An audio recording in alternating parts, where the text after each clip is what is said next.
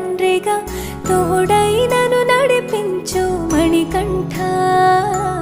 కష్టాలే తరిమినా కన్నీరే ముంచిన నీవే నాకు దిక్కు కదా అయ్యప్ప.